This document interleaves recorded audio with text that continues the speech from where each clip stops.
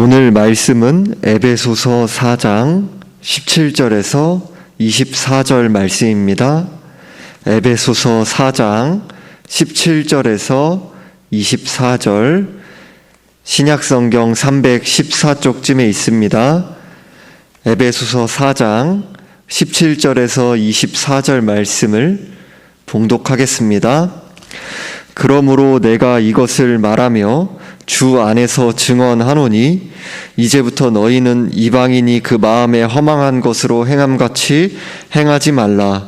그들의 총명이 어두워지고 그들 가운데 있는 무지함과 그들의 마음이 굳어짐으로 말미암아 하나님의 생명에서 떠나 있도다.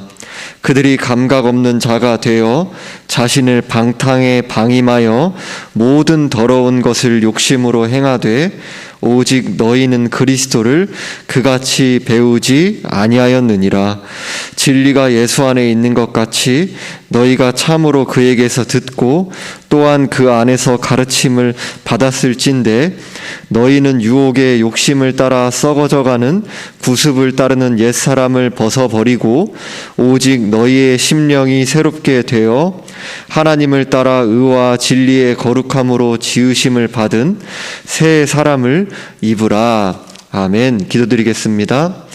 하나님 아버지, 거룩하시고 또 의로우신 그 하나님 앞에서 또 예배를 드립니다. 성령께서 우리 마음 가운데 우리의 죄악된 또 비참한 우리 실상을 비추어 주사 깨닫게 하여 주시고 하나님의 절대적인 거룩하심과 절대적인 의 앞에 우리들이 내세울 수 있는 어떠한 공로나 자랑이 없음을 깨닫게 하여 주옵소서. 우리의 부패함과 그 죄악됨, 그 부정함을 회개하며 나아가오니 오직 그리스도의 의를 힘입어 드려지는 예배를 받아주시고 우리 영혼의 무릎을 꿇고 주님을 경외함으로 예배드리게 하여 주옵소서. 우리 생각과 마음이 온전히 주님을 향할 수 있도록 도와주시고 하나님 앞에 예배자로서 오직 주의 은혜로 성령을 힘입어 예배하게 하여 주옵소서. 말씀이 깨달아지는 은혜가 있게 하여 주옵소서. 오직 주님만 영광받아 주옵시오며 살아계신 우리 주 예수 그리스도의 이름으로 기도하옵나이다. 아멘. 앞에서 바울은 자신이 에베소 교인들이 그리스도에게까지 성장할 것을 권고했습니다. 17절에서 그러므로 바울은 말하며 그리고 증언하노니라는 표현을 함께 사용하며 강력한 권면을 합니다. 더욱이 주 안에서 증언하노니라고 하며 자신이 그리스도의 권위에 근거하여 호소하고 있다라는 것을 분명하게 보여줍니다. 선언의 내용은 이제부터 너희의 이방인이 그 마음에 허망한 것으로 행함같이 행하지 말라입니다. 에베소 교회의 성도들이 이방인의 그릇된 사고방식과 생활 양식을 따라 살아가서는 안 된다라는 것입니다. 이방인들처럼 살아가는 모습은 그리스도 안에서 누리는 새로운 신분과 특권에 어울리지 않는, 바로 그것을 포기하는 것과 마찬가지이기 때문입니다. 17절 하반절에서 너희는 이방인이 그 마음에 허망한 것으로 행함같이 행하지 말라라고 합니다. 바울은 이방인의 허망한 마음을 지적하고 있습니다. 예레미야 17장 9절에서는 만물보다 거짓되고 심히 부패한 것은 마음이라라고 합니다. 모든 사람의 마음이 만물보다 거짓되고 심히 부패해 있다라는 것입니다. 인간은 본래 선하게 지어졌지만 아담과 하와의 타락 이후에 모든 사람들이 태어날 때부터 악하게 되었습니다. 거짓되고 부패한 마음을 따라 행하는 모든 것들은 거짓되고 부패한 것일 수밖에 없습니다. 돈으로 포장하고 선행으로 포장하고 따뜻한 미소로 포장하고 겸손한 몸짓으로 포장해도 인간의 모든 행실은 외모가 아니라 마음의 중심을 보신 하나님의 눈에는, 바로 눈앞에는 가증할 수밖에 없습니다. 이제 바울은 믿지 않는 이방인들의 모습을 매우 부정적인 것으로 말씀하고 있습니다. 본문에 나타난 믿지 않는 이방인들의 중요한 세 가지 특징은 영적 무지와 영적 죽음과 도덕적 타락과 방탕입니다. 먼저 18절에서 그들의 총명이 어두워지고 그들 가운데 있는 무지함이라고 합니다. 여기서 총명이 어두워졌다라는 말씀은 지각이 어두워졌다라는 뜻입니다. 즉 영적 무지를 가리킵니다. 죄로 타락한 인류는 지각이 어두워져서 하나님을 알지 못하며 하나님의 뜻을 이해하지 못합니다. 또한 그들의 마음이 굳어짐으로 말미암아 하나님의 생명에서 떠나 있도다라고 합니다. 하나님은 생명의 근원이시기 때문에 하나님에게서 분리된 사람은 영적으로 죽은 존재입니다. 그 이유에 대해 마음이 굳어졌다고 합니다. 여기에서 말씀하는 마음이란 사람의 인격, 생각, 의지, 감정의 중심을 가리킵니다. 또한 굳어졌다는 말씀은 완고함이나 완강함을 의미합니다. 따라서 마음이 굳어졌다라는 말씀은 하나님의 진리를 완고하게 거부하는 타락한 인류의 마음의 상태를 가리킵니다. 이방인들로 대표되는 타락한 인류는 영적으로 무지하며 하나님의 진리를 완고하게 거부하기 때문에 하나님과 생명의 관계를 가질 수 없습니다. 대표적으로 고린도전서 1장 23절에서 그리스도의 십자가에 대해 이방인들에게는 미련한 것이로되 라고 합니다.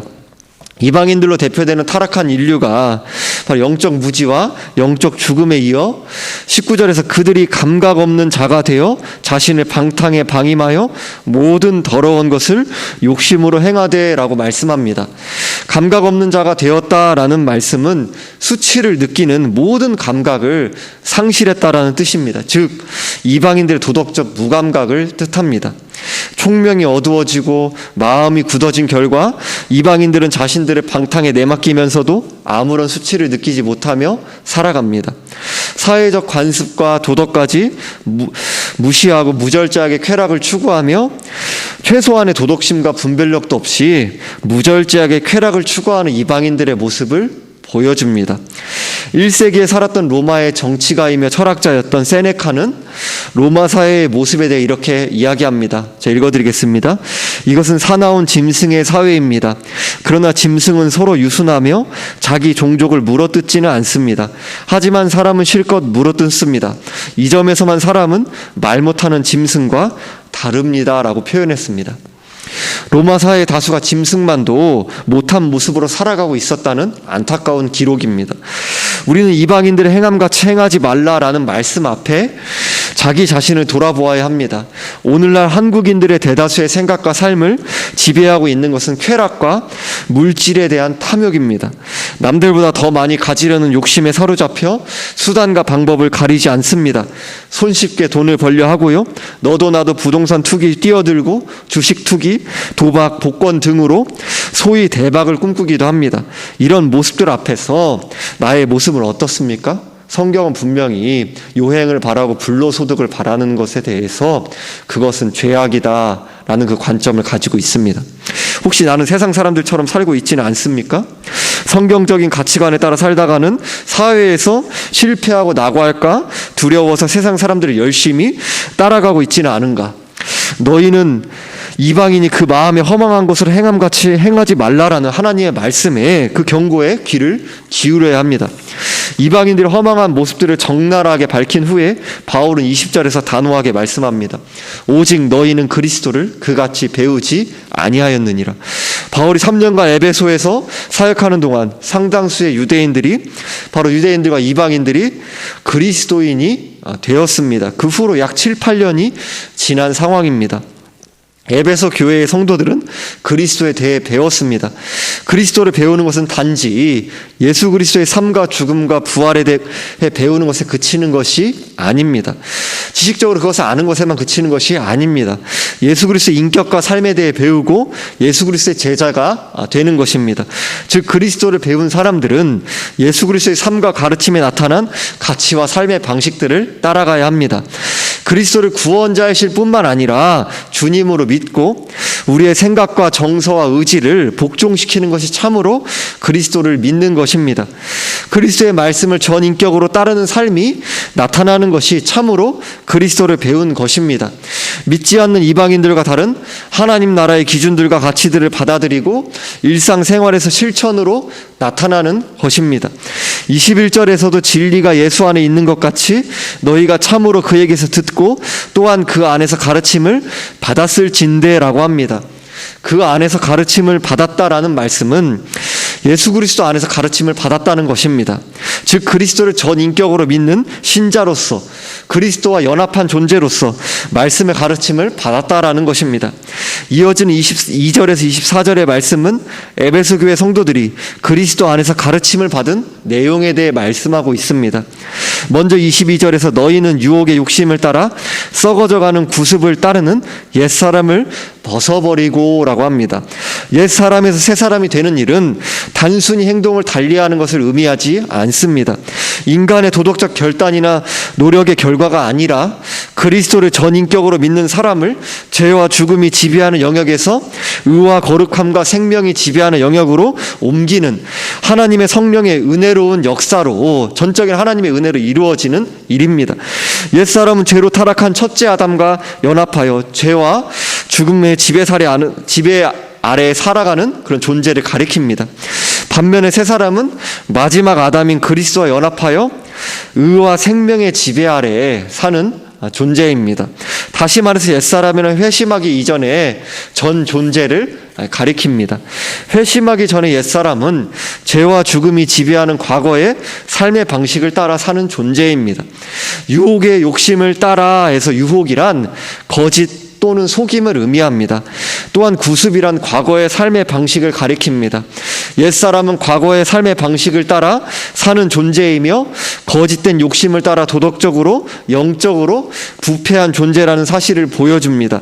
그리스도 밖에 있는 사람들이 거짓된 욕심을 따라 살아가는 이유는 자신들이 원하는 것을 얻기만 하면 만족과 행복을 누릴 수 있다고 착각하기 때문입니다. 아무리 욕심을 부리고 자기가 원하는 것을 손에 넣을지라도 참된 만족과 행복을 누릴 수 없습니다. 이러한 옛사람을 벗어버린다는 것은 옛사람이 그리스도의 죽음과 합하여 그리스도와 함께 죽는 것을 의미합니다. 그러므로 그리스도 안에 있는 존재는 더는 옛사람이 아닌 것입니다. 새 사람이 된 것입니다. 이어서 23절에서 바울은 오직 너희의 심령이 새롭게 되어라고 합니다. 여기에서 새롭게 되어라는 말씀은 계속적인 과정을 의미하는 시제로 쓰여졌습니다. 즉 그리스도를 닮아 거룩하게 빚어져가는 성화의 과정을 뜻합니다. 여기에서 심령이라는 말씀은 원문으로 마음의 영을 의미합니다. 성도들의 마음에 거하시는 성령께서 성도들을 새롭게 하고 계시는 과정을 바로 가리킵니다. 옛사람을 벗고 새사람을 입는 것은 하나님의 부르심을 받고 그리스도를 믿을 때 단회적으로 일어납니다. 즉 옛사람에서 새사람이 되었다가 다시 새사람에서 옛사람으로 되돌아갔다 하는 것이 아닙니다. 옛사람에서 하나님의 오직 전적인 은혜로 새사람이 된 사람은 그 하나님 앞에서 옛사람으로 돌아가는 것이 아닙니다. 죄의 영향과 오염이 남아 있어서 죄를 짓기도 하고 그 가운데서 죄의 영향력에 타협하는 삶을 안타깝게 살아갈 때도 있지만 새 사람이 옛사람으로 진정으로 그 사람이 신자라면 옛사람으로 돌아가고 그러한 것이 아닙니다. 하지만 23절과 같이 새로워지는 것은 성도의 전 삶의 여정에서 반복적이며 지속적으로 일어납니다. 성령께서는 옛사람을 벗고 새사람을 입은 성도들을 지속적으로 새롭게 하여 본성과 삶에서 온전한 새사람이 되게 하십니다. 그리스도를 닮은 모습으로 늘 우리를 날마다 새롭게 하시며 빚어가시는 것입니다. 24절에서 하나님을 따라 의와 진리의 거룩함으로 지으심을 받은 새사람을 입으라라고 합니다. 바울은 새사람을 하나님을 따라 의와 진리의 거룩함으로 지으심을 받았다라고 합니다. 하나님을 따라라는 표현과 지으심을 받았다라는 말씀은 창세기에서 하나님께서 자기 형상대로 아담을 창조하신 사건을 떠올리게 합니다. 골로새서 3장 9절에 10절 말씀에서는 옛사람과 그 행위를 벗어버리고 새 사람을 입었으니 이는 자기를 창조하신 이의 형상을 따라 지시게까지 새롭게 하심을 입은 자니라 라고 합니다. 이와 관련해 볼 때 오늘 본문에 하나님을 따라라는 표현과 바로 하나님의 형상을 따라라는 하나님을 따라라는 표현은 바로 골로새서 방금 말씀한 하나님의 형상을 따라라는 그 의미를 함축하고 있다라는 사실을 알 수 있습니다. 하나님께서 과거에 자기 형상대로 옛사람 아담을 창조하신 것처럼 그리스도 안에서 자기 형상을 따라 새 사람을 창조하셨습니다. 첫사람 아담이 타락으로 상실한 것을 마지막 아담인 그리스도께서 회복하신 새 창조의 사건을 보여줍니다. 바울은 새 사람을 의와 진리의 거룩함으로 지으심을 받았다라고 합니다. 원문의 구조에서 진리의라는 말씀은 의와 거룩함을 수식하는 역할을 합니다. 즉 하나님께서 진리의 의와 진리의 거룩함으로 새 사람을 창조하셨다라는 말씀입니다. 의와 거룩함은 하나님의 속성입니다. 하나님은 자기 형상을 따라 창조하신 새 사람을 의와 거룩함의 특성을 갖게 하셨습니다. 그러므로 새 사람은 의와 거룩함으로 하나님을 섬겨야 하며 의와 거룩한 가운데 행해야 합니다. 이는 결국 진리의라는 말씀에서 알 수 있는 것처럼 성령을 의지하여 하나님 말씀에 순종하는 삶으로 나타나야 합니다. 오늘 말씀은 우리에게 두 가지 질문을 자신에게 질문하게 합니다. 첫째, 과연 나는 옛사람을 벗어버리고 새 사람을 입은 성도인가? 전 인격으로 그리스도께 나 자신을 복종시키며 그리스도를 구원자이시며 주님으로 고백하고 있는가? 진정 나는 신자인가? 라는 것이죠. 나는 옛사람이 새 사람으로 바로 거듭났는가? 새롭게 되었는가? 그것을 우리 자신에게 질문해야 할 것입니다. 둘째, 나는 새 사람임을 성도라고 하면서 여전히 믿지 않는 사람은 살고 있지는 않은가? 명목상 그리스도인처럼 살고 있지는 않은가? 신자로서 정체성을 상실한 모습처럼 살아가고 있지는 않은가? 우리가 새 사람이 되었다라는 것은 새 사람답게 살아야 한다는 엄숙한 도전의 의미를 가집니다. 새 사람을 입은 사람은 자신이 의롭고 거룩한 존재가 되었다는 사실을 깨닫고 감사할 뿐 아니라 하나님이 의로우시며 거룩하신 것처럼 의롭고 거룩하게 살아가야 합니다. 하나님의 선물로 새 사람이 되었다고 해서 자동적으로 새 사람답게 사라지는 것이 아닙니다. 다시 말해서 우리는 그리스도 안에서 새 사람이 된 열매가 나 자신의 삶 가운데 나타나고 있는지를 살펴야 할 것입니다. 또한 우리의 낮은 몸이 그리스도의 영광의 몸의 형체로 변화하여 완전한 새 사람이 될 때까지 새 사람됨을 실천해야 합니다. 우리들이 하나님 나라가 완성되어 온전히 그 그리스도를 닮은 모습으로 우리들이 그렇게 영화된 자리까지 나아갈 때까지 그 새 사람됨을 추구해 나가야 합니다. 새 사람이 되었지만 그 새 사람됨으로 그리스도를 닮은 모습으로 자라나가야 하는 것이죠. 새 사람을 사는 것은 진리인 하나님의 말씀을 따라 의와 거룩함을 추구하면서 하나님을 닮는 것을 의미합니다. 옛사람의 모습을 멀리하며 날마다 성령의 새롭게 하심을 힘입어 의와 진리의 거룩함으로 지으심을 받은 새 사람의 모습으로 빚어져가는 우리 모두가 되기를 바랍니다. 기도드리겠습니다. 하나님 아버지, 나는 정녕 새 사람입니까? 그 새 사람의 열매가 나의 삶에 나타나고 있습니까? 하나님 아버지, 우리들이 과연 그리스도를 전 인격으로 복종하며 따라가고 있는지 아버지, 우리 두렵고 떨리는 우리 자신을 또 이제 돌아보며 질문하기 바라고 원합니다. 하나님 아버지, 또 우리가 주님의 전적인 은혜 가운데 신자로서 그 은혜를 입었다 할지라도 그 가운데서 우리들이 새 사람의 그 정체성, 날마다 그 성령의 새롭게 하심을 힘입어 그리스도의 그 장성한 분량으로 자라나가는 그 내적인 성숙, 영적인 그 성숙의 의미를 너무나도 가볍게 여기며 살아갈 때가 너무 많음을 회개합니다. 하나님 아버지, 우리를 불쌍히 여겨 주옵소서.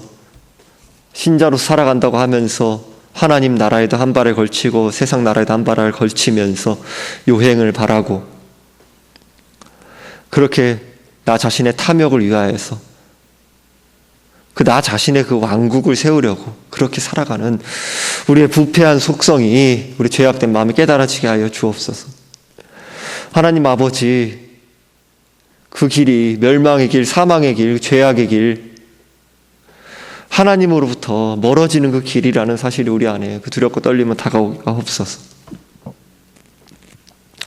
우리 주님을 전적으로 의지하는 그 신앙으로 자라갈 수 있도록 도와주시고, 주님 앞에 참으로 소망이 없다라는 것을 우리들이, 주님밖에 없다라는 것을, 주님밖에 소망이 없다라는 것을 우리들이 고백하며 주님 붙잡고 나아갈 수 있는 용기를 허락하여 주시고 영적인 분별력 허락해 주시고 지혜를 주옵소서.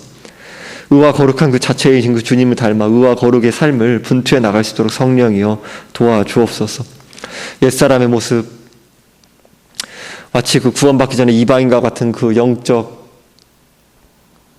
그 무지와 영적인 그 죽음에서 우리들이, 그 가운데서 우리들이 노임을 받았다는 그 은혜, 그 감사함의 의미를 알고 그 무지함의 길로 나아가는 것이 아니라, 그 죽음의 길, 사망의 길로 나아가는 것이 아니라 생명이신, 지혜이신, 진리이신 그 주님을 닮아 자라나갈 수 있도록 도와주옵소서. 하나님의 말씀을 굳게 붙잡고 순종해 나갈 수 있도록 도와주옵소서.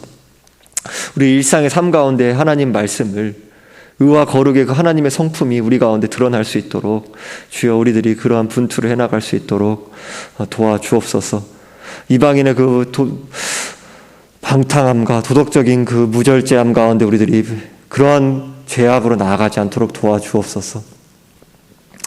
우리 신앙의 선배들이 걸어간 것처럼 성령을 의지하여 우리 안에 그 죄악된 그 소욕들을 죽여나가면서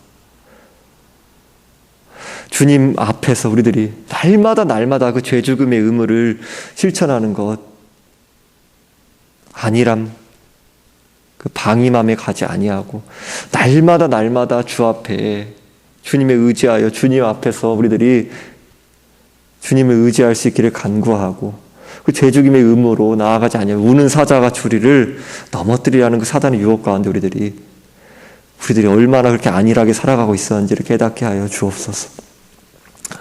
하나님 아버지, 새 사람 됨으로 주님께서 주시는 하나님을 섬길 수 있는 참 자유를 누려 나가면서 기쁨과 감사로 주님을 의지함으로 우리 주어진 자리 가운데 충실함과 진실함과 신실함으로 나아갈 수 있도록 도와주옵소서. 오직 하나님께만 영광을 돌리게 하옵소서. 감사드리며 우리 주 예수 그리스도의 이름으로 기도합니다. 아멘.